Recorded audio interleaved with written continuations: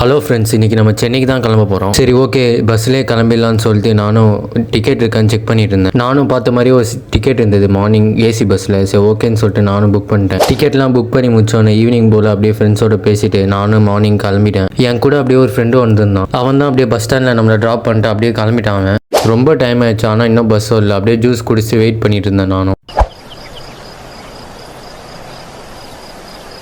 ஒரு 30 minutes wait பண்ணதுக்கப்புறம் கரெக்டாக நம்ம பஸ்ஸும் வந்துருச்சு. நானும் பஸ்ஸு நம்பர்லாம் பார்த்து செக் பண்ணிட்டு நானும் கரெக்டாக சீட்லாம் பிடிச்சி உட்காந்துட்டேன். கரெக்டான நம்பர் சீட் பார்த்துட்டு சரி நானும் பேகை மேலே வச்சிடலான்னு சொல்லி வீடியோ எடுத்துகிட்டு வைக்கிறேன். சுத்தமாகவே வைக்க முடியல, கீழே தான் விழுந்துச்சு. ஒரு வழியாக பேக்கையும் மேலே வச்சுட்டு நானும் அப்படியே சீட்டில் உட்காந்துட்டேன். போகிற வழியில் அப்படியே வேடிக்கை பார்த்துட்டே நானும் போயிட்டு இருந்தேன். அப்படியே மேலெலாம் பார்த்துருந்தேன். ஏசிலாம் நல்லா பக்காவாக ஒர்க்காக இருந்தது. நானும் நல்லா ஒரு 2 hours தூங்கிட்டேன். தூங்கி எழுந்திரிச்சா கரெக்டாக நம்ம லஞ்சை கட்டி கொடுத்துருந்தாங்க. அதையும் சாப்பிட்டு முடிச்சோன்னே ஒரு கரெக்டாக ஒரு 8 o'clock போல் நானும் வந்து ரீச் ஆகிட்டேன் சென்னை. இனிமேல் வீடியோ ஒரு வாரத்தில் ஒரு 3 நாளாச்சும் போட பார்க்குறேன் கரெக்டாக டைமிங்க்கு. மறக்காமல் நம்ம சேனலையும் சப்ஸ்கிரைப் பண்ணிக்கோங்க, லைக் பண்ணிக்கோங்க, ஷேர் பண்ணிக்கோங்க மறந்துடாமல். நானும் பஸ் ஸ்டாண்ட்லேருந்து கரெக்டாக அங்கேருந்து ஒரு லோக்கல் பஸ் வந்துச்சு. அதையும் பிடிச்சி கரெக்டாக நானும் மெட்ரோ வந்து சேர்ந்துறேன்.